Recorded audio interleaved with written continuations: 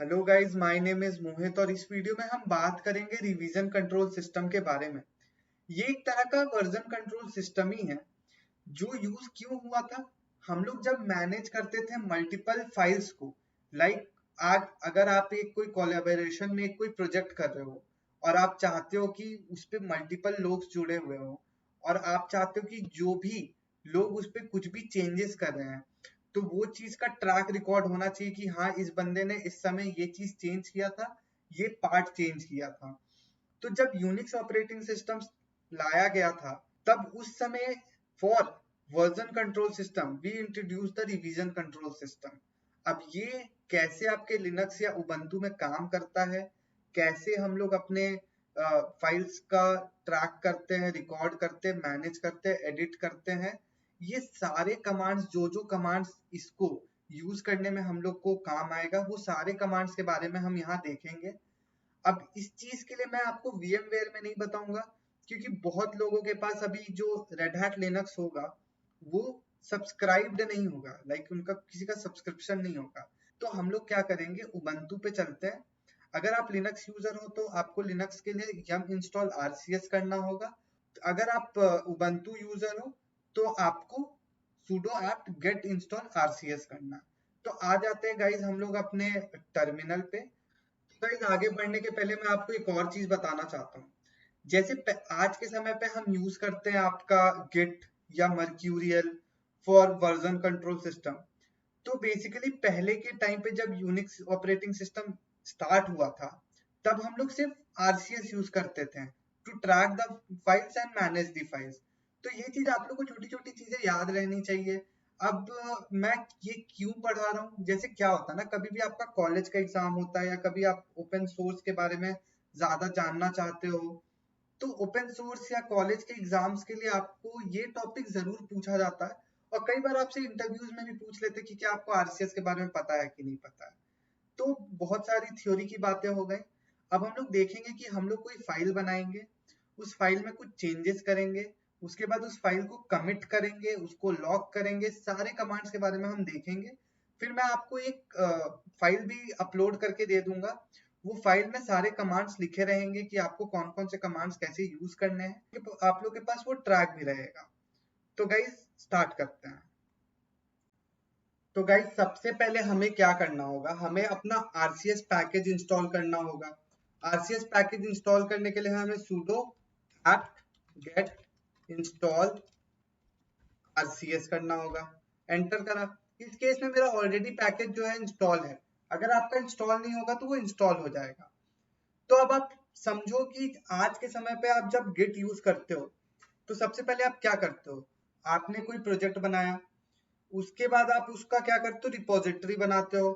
Repository बनाने के बाद आपने प्रोजेक्ट को कमिट करते हो, कमिट करने के बाद अपने प्रोजेक्ट को पुश कर देते हो। सेम काम हम लोग इसमें करेंगे। हम लोग क्या करेंगे, एक रिपोजिटरी बनाएंगे आरसीएस के थ्रू। उसके बाद हम लोग फाइल बनाएंगे, फाइल बनाने के बाद कुछ चेंजेस करेंगे और फिर हम उन चेंजेस को कंपेयर करेंगे, मॉडिफिकेशन करेंगे। तो बेसिकली वर्जन कंट्रोल का काम जैसे गिट करता है वैसे आरसीएस भी करता है। तो हम लोग यहाँ पे देखते हैं, सबसे पहले हम क्या करते हैं, एक फाइल बना लेते हैं, टच फाइल डॉट टीएक्सटी नाम का। एंटर करा, एलएस करो, आप देखो फाइल डॉट टीएक्सटी नाम का जो मेरा फाइल बन गया है। अब मेरे को क्या करना, आरसीएस इनिशियलाइज करना, मतलब क्या, रिपोजिटरी बनाना मेरे को अपने फाइल डॉट टीएक्सटी का। मेरा रिपोजिटरी बन जाएगा। अब यहाँ पे आपको आएगा कि अपना डिस्क्रिप्शन डालो कि क्या है ये फाइल, इज ऑल अबाउट, क्या है सब कुछ, वो सब अपना डिस्क्रिप्शन आप यहाँ डाल सकते हो। तो मैं यहाँ पे डाल देता हूँ this is the test file. Enter. अब एंटर करने के बाद आपको जब अपने एंड ऑफ फाइल पे आना, जो आपका डिस्क्रिप्शन जब आपका हो गया, आप डॉट सिंबल को प्रेस करो, एंटर करो, डन हो गया। मतलब आपका डिस्क्रिप्शन जो है रिपोजिटरी बन गया, रिपोजिटरी का डिस्क्रिप्शन भी आपका आ गया है। अब आपको क्या करना है, अब जब सबसे पहले आप अपना रिपोजिटरी बना लेते हो तो आप अपने प्रोजेक्ट्स में कुछ चेंजेस करना चाहते हो। तो मैं इस केस में क्या करूंगा ना, वी एडिटर खोल के फाइल.txt में कुछ चेंज कर दूंगा। तो इंसर्ट मोड पे आते हैं। इंसर्ट मोड पे आप कैसे आओगे, आई बटन प्रेस करके। यहाँ पे मैं डाल देता हूँ hi my name is Mohit, full stop. अब कमांड मोड पे आके इसको सेव एंड एग्जिट करते हैं। कमांड मोड पे आपको एस्केप बटन प्रेस करके आना होगा, फिर करेंगे कोलन, WQ, इसका मतलब क्या होता है? Save and quit. अब ये हम लोग इसका कंटेंट चेक कर लेते हैं, क्या ये अपडेट हो गया कि नहीं। cat file.txt आप यहाँ पे देखो, हाय माय नेम इज मोहित आ गया है। अब आप क्या करते हो? अब सबसे पहले आप क्या करोगे? कमिट करोगे। तो हम लोग RCS में कमिट नहीं करते, हम लोग चेक इन करते हैं कि भैया हमारा जो चेंजेस था हम कर दिया, अब आप ले लो अपने अंदर, मेरे को रिपोजिटरी के अंदर मेरा चेक इन कर दो पहला। अब चेक इन करेंगे, किसको चेक इन करना? file.txt को। एंटर करा। अब आप ये देखो कि file.txt जो है हमारे वर्जन कंट्रोल जो है, मतलब जो हमारा फाइल बना है रिपोजिटरी, उसके अंदर जाने वाला आपको यहाँ पे सिंबल दिख रहा होगा, और यहाँ पे आपको दिख रहा होगा इनिशियल रिवीजन 1.1 डन। ठीक है। अब हम लोग क्या करेंगे? अब हम लोग को वापस फाइल चाहिए, कुछ चेंजेस हमें और करने, हमें वापस फाइल चाहिए। अब फाइल चाहिए तो उसके लिए हम क्या करेंगे? Checkout file.txt। आप चेकआउट करोगे तो देखो रिपोजिटरी से आपका जो file.txt था वो आ जाएगा। ls करते हैं, file.txt भी है, file.txt आपका ये भी है। तो अभी जो फाइल है हमारा वो रीड ओनली मोड पे है, जो हमारा फाइल है वो सिर्फ रीड ओनली मोड पे है।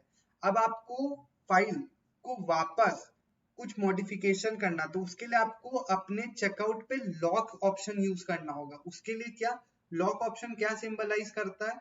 लॉक ऑप्शन ये सिंबलाइज करता है कि जब आप कुछ नेसेसरी चेंजेस कर रहे हो अपने फाइल में, तो उस समय कोई और यूजर चेंज ना करे उस फाइल को। तो उसके लिए हम क्या करेंगे? co-l और फाइल का नाम file.txt एंटर कर दिए, लॉक हो गया। अब क्या करो? आप मॉडिफिकेशन के लिए रेडी है आपका फाइल। अब आप वापस vi एडिटर खोलो file.txt के लिए, एंटर करो। मैं यहाँ डाल देता हूँ, इंसर्ट मोड पे आ गए, मैं डाल देता हूँ I am a YouTuber and graduate student.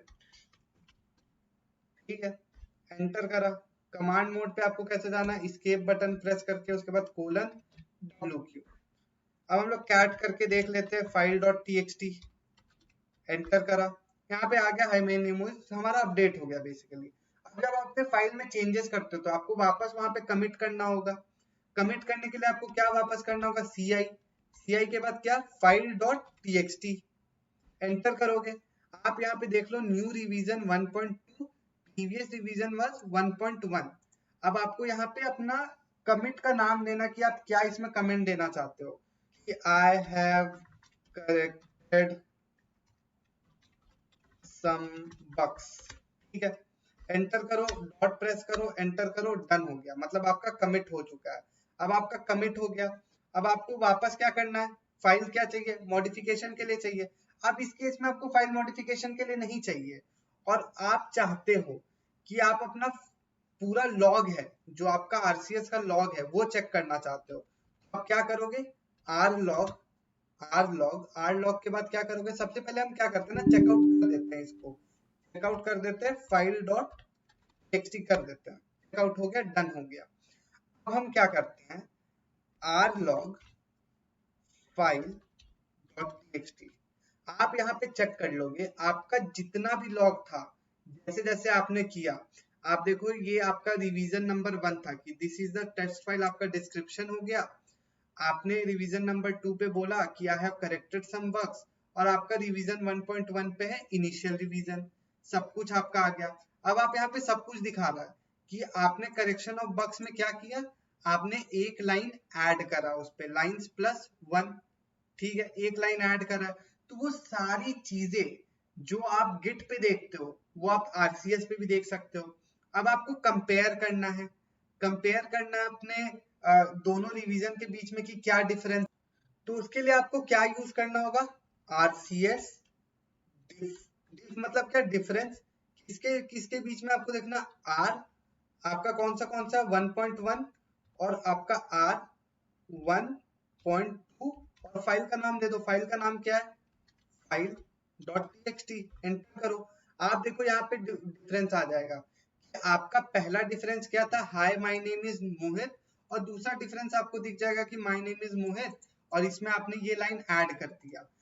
तो अब आप क्या चाहते हो ना, अब आप चाहते हो कि आप किसी पर्टिकुलर चेकआउट का, जैसे मैंने चेकआउट करा था 1.1 पे, जैसे आपके काफी सारे रिवीजन हो गए, आपने काफी सारे फाइल्स चेकआउट कर लिए, अब आप चाहते हो कि मैं सबसे पहला चेकआउट जो मैंने 1.1 का करा था और मेरे को सबसे लास्ट चेकआउट के बीच में कंपेयर करना है, तो मैं उसके लिए क्या करूंगा ना, CO कर दूंगा। और मैं चाहता हूं कि मैं अपने 1.1 वाले का चेकआउट कर दूं। क्या 1.1 वाले का file.txt को मैं उसका स्नैपशॉट निकाल लूं। एंटर करूंगा, देखो वो रिवीजन 1.1 डन। ls करूंगा, आपकी ये file.txt वाले फाइल में। गाइस अब हम क्या करेंगे, ls करते हैं। ls के बाद हम क्या करेंगे ना, file.txt के अंदर का कंटेंट्स देखते हैं। file.txt, अब आप यहाँ पे चेक करोगे कि hi my name is Mohit.